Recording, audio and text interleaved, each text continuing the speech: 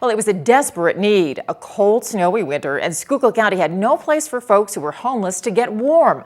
One local church stepped up as a shelter, and as Samantha Galvez tells us, volunteers helped pull the refuge together in barely 1 week. Individuals from all walks of life have come together to reach out to those in need. I have a place to go, and so that's why I'm here to help. A permanent shelter has been in the making since 2012 by a nonprofit organization known as Servants to All.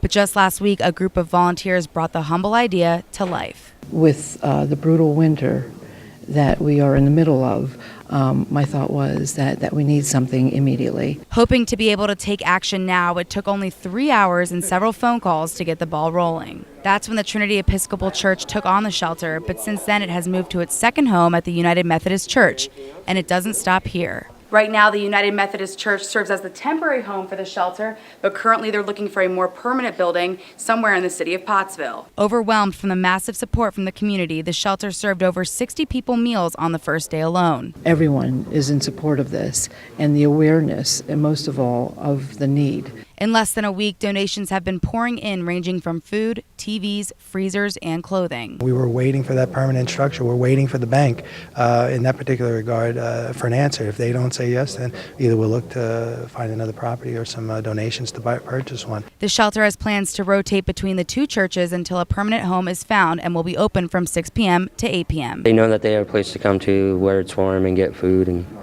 be able to talk to people and try and get them on their feet. The shelter is still in need of volunteers and donations, and if you'd like to help, you can call the number on the bottom of your screen. Samantha Galvez, News 13, Pottsville.